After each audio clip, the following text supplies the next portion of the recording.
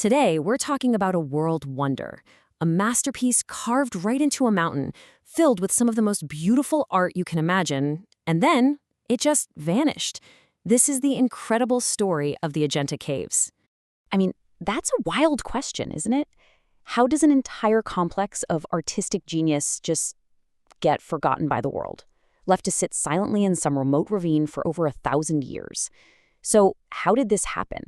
And maybe even more exciting, how was it found again? Let's get into it. Okay, so our story starts deep in the Sahyadri Mountains of India.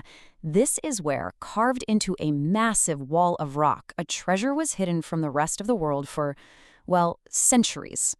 Now, we're not just talking about one cave. We're talking about a whole series of 29 caves, all cut from the rock and arranged in this absolutely stunning horseshoe shape right along the Wagora River. And these weren't natural caves, not at all. They were carved by hand, meticulously, over 2 different time periods, way back under the Satavahana and Vakataka dynasties. Some of this work goes all the way back to the 2nd century BCE. So for more than 1,000 years, these incredible caves were just gone, lost to the world, completely swallowed up by the jungle. But then, in a crazy twist of fate, a hunt for a tiger changed absolutely everything. The year is 1819. You've got to remember this date. This is the moment the clock starts ticking again for Ajanta. This is the year it steps back out of the shadows of history. So, who was this hunter? His name was John Smith. He was a British officer, and he was not on some grand archaeological mission. Nope, he was just out hunting. But as he looked across this gorge, something caught his eye. A man-made archway, something that just did not belong, almost completely overgrown. He knew he had to check it out. He goes inside with his team, and what he finds is just unbelievable. Magnificent carvings, paintings that were still vibrant, and this incredibly serene statue of a meditating Buddha. And then he did something that makes modern historians just, well, they cringe. He did what a lot of explorers did back then. He carved his name and the date right onto a sculpture to prove he was there. Just think about that for a second. Over 1,300 years of silence. An entire civilization's artistic peak just flourished and then got sealed away by the jungle and then was totally forgotten. Until one guy, on one random day, stumbles upon it. It's honestly hard to wrap your head around that amount of time. So Smith's accidental discovery basically unlocked a time capsule. What exactly was hidden inside? I mean, what were these caves even for?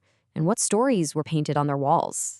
Well, the caves really had 2 main jobs. Most of them, 25 of them in fact, were viharas. You can think of these as Buddhist monasteries, basically living quarters and study halls for the monks. The other 4 were chaityagraha, and these were the grand prayer halls, sacred spaces for worship and meditation. But the real magic? It's on the walls. The walls tell stories. They are covered in these incredibly vibrant paintings that show the Jataka tales, which are all about the Buddha's previous lives.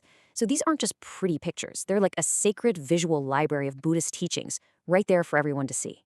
And the technique they used to paint these things was just genius. They didn't just slap paint on the rock, no way. First, they'd roughen the stone so the plaster had something to stick to. Then they'd apply this special herbal plaster made of stuff like rice husks and gum to create the perfect canvas. After painting with natural pigments, the whole thing was polished to a shine. That painstaking process is why the colors are still so astonishingly vivid today. And here's where it gets even cooler, because this art proves that ancient India was a major cultural hub. You see that brilliant blue color in the paintings? That's from lapis lazuli, a precious stone that had to be imported all the way from Afghanistan. Some historians even see links to Greek art, maybe a long-lasting influence from the time of Alexander the Great. It's a true crossroads of culture, just frozen in time. You know, rediscovering Ajanta was one thing, but saving it? That was a whole different challenge. The caves, the paintings, they suddenly faced all these new threats, and it sparked a frantic race against time. The first person to really try and document the art was Major Robert Gill. And let me tell you, his task was just immense. He spent years living in these grueling conditions, dealing with crazy heat, wild animals, and even local tribes who weren't too happy he was there, all to copy these murals onto huge canvases. And here's the absolutely heartbreaking part of the story. After years of this painstaking work, his canvases were put on display in London's Crystal Palace. But in 1866, a massive fire broke out and destroyed almost all of them. Years of his life's work, our first real record of the paintings, just gone, up in smoke. It was a devastating, devastating loss. But the effort didn't die with the fire. In fact, that tragedy spurred new action. The Archaeological Survey of India was founded. New pioneers like Lady Herringham picked up the torch. And later, a historian named Ghulam Yazdani used modern photography to create a permanent, detailed record, making sure Ajanta's art could never truly be lost again.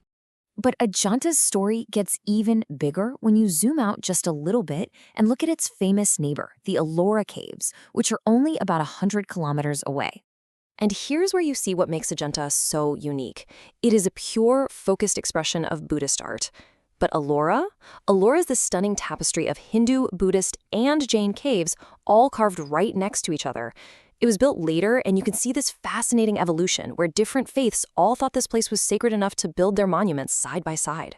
So when you see them together, these two incredible World Heritage sites, they tell this profound story about India itself.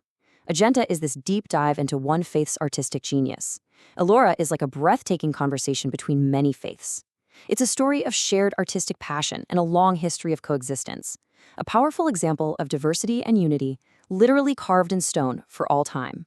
So, from a forgotten masterpiece to a global treasure, Ajanta's journey is this powerful reminder of the art that can be lost to time and the incredible passion it takes to bring it back into the light. These caves really were, and you know what, they still are, a gateway to another world.